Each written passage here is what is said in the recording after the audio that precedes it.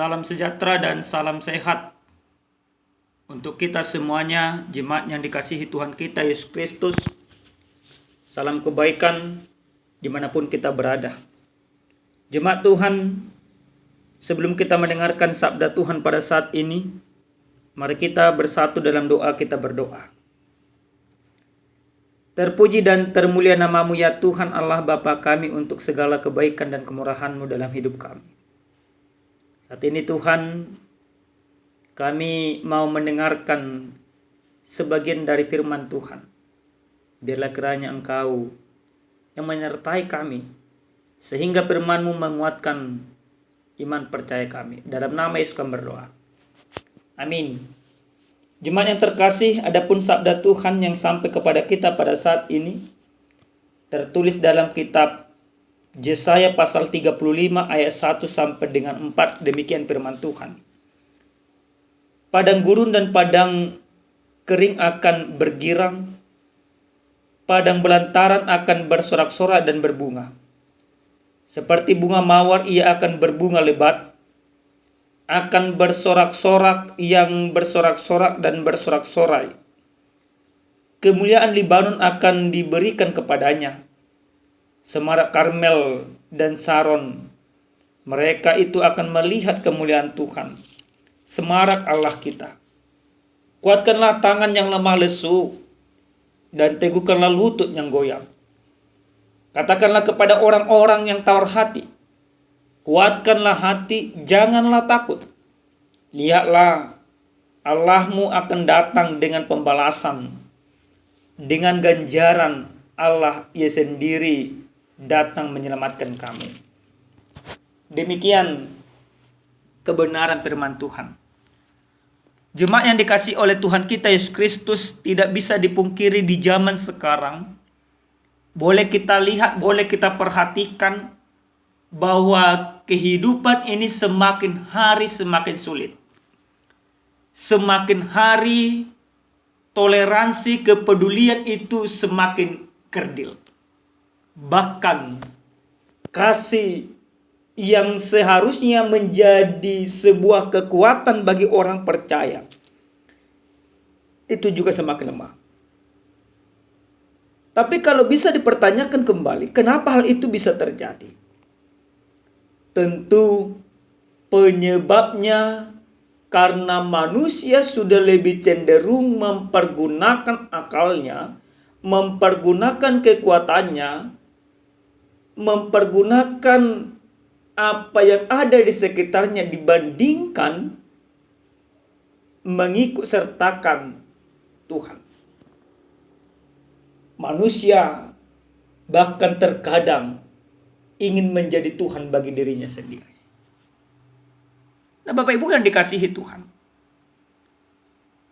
di dalam sebuah film karton Peanuts, ada pernah pertanyaan yang ditanyakan Lucy kepada Linus.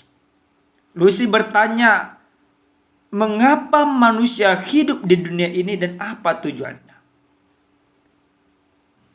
Terus Linus pada saat itu menjawab, seseorang pernah berkata bahwa setiap orang dilahirkan ke dunia tujuannya untuk membuat orang lain bergembira dan bersukacita. Lucy merenungkan dan dia katakan itulah seharusnya. Nah, seharusnya manusia ada di dunia ini untuk memberikan sukacita bagi sesamanya. Tetapi sekarang manusia sudah mencari sukacita dari orang lain. Bukan lagi dia memberikan sukacita, tapi dia berharap orang lainlah yang harus memberikan sukacita kepadanya. Nah, jemaat yang dikasihi Tuhan kita Yesus Kristus, di dalam nas khotbah kita pada saat ini yang tertulis dari kitab Yesaya pasal 35 ayat 1 sampai 4, ini merupakan sebuah penglihatan yang diberikan oleh Allah kepada Nabi Yesaya, di mana Allah mengingatkan umatnya tentang tindakan atau aksi yang akan Allah lakukan itu sebuah restorasi atau sebuah transformasi atau sebuah perubahan yang nantinya akan Allah berikan kepada orang Israel.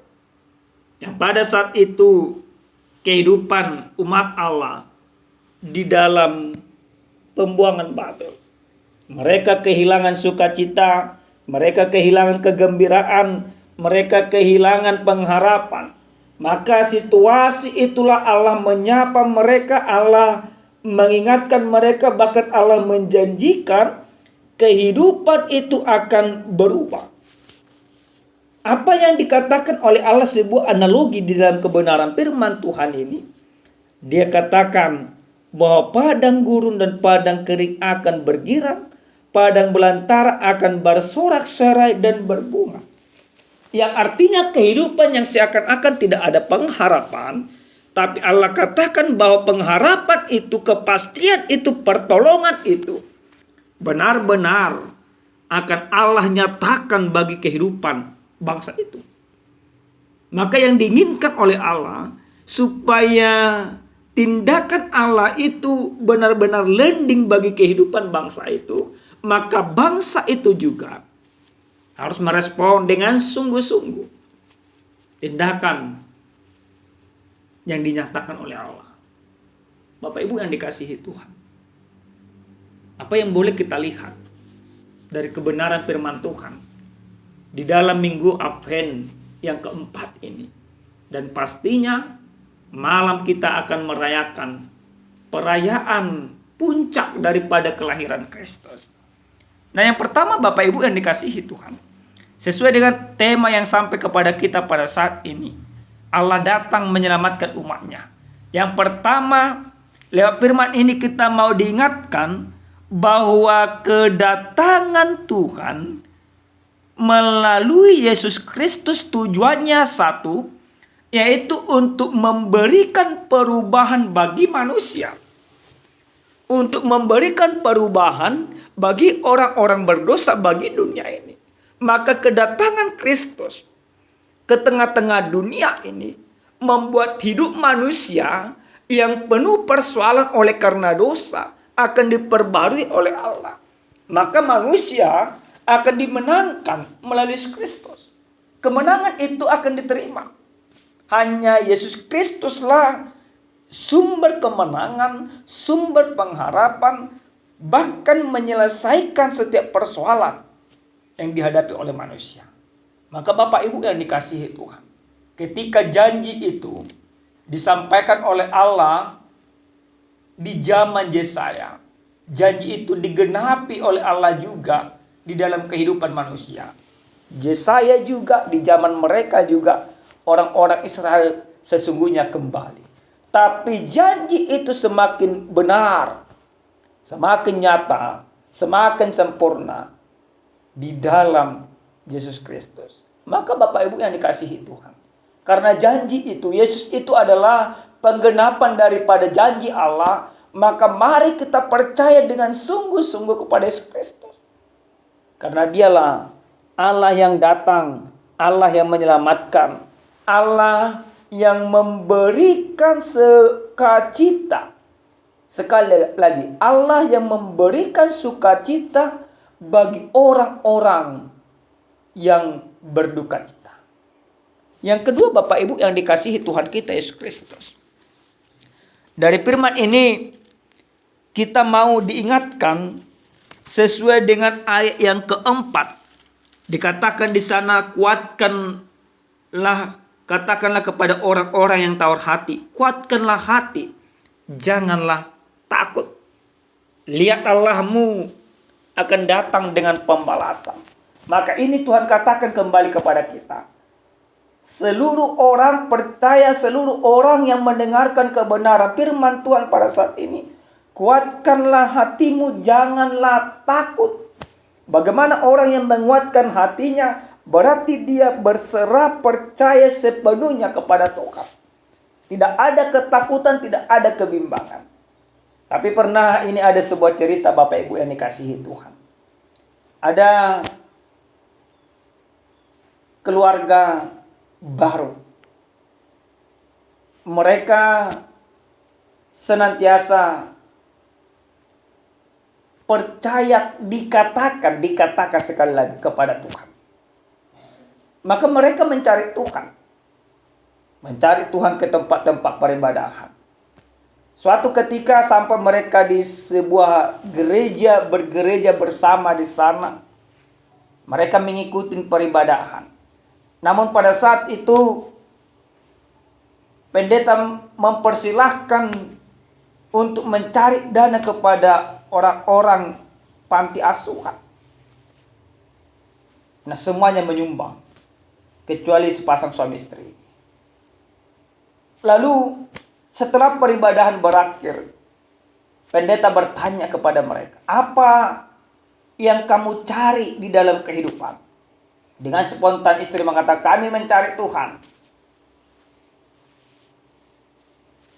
Pendek cerita, mereka katakan, "Kami tidak bertemu dengan Tuhan juga di sini."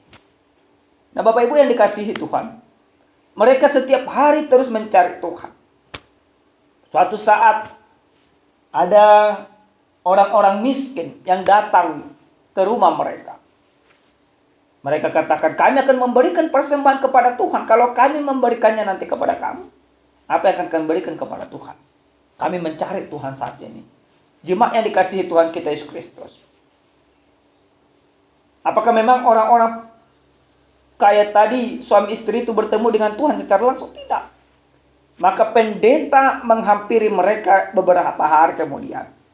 Dikatakan oleh pendeta, dibawakan dalam Injil Matius pasal 25 ayat 40. "Segala sesuatu yang kamu lakukan kepada salah seorang saudaraku yang paling hina ini, kamu melakukannya untuk aku." Pendeta memperingatkan itu kembali. Lalu apa yang mereka katakan? Berarti wajah Tuhan itu akan kami lihat bagi orang miskin. Nah, tentu cerita tadi hanya sebuah ilustrasi. Dan kita sering sekali seperti itu. Kita mencari Tuhan kemana-mana. Tapi kita katakan kami tidak bertemu dengan Tuhan. Tapi Tuhan mempertunjukkan wajahnya melalui sekitar kita. Tapi oleh karena segala kemunafikan, ketidakbenaran yang ada di dalam kehidupan kita, maka kita tidak melihat Tuhan. Karena Tuhan tahu ada banyak kelemahan yang dimiliki oleh manusia, maka Tuhan itu datang menyapa kita.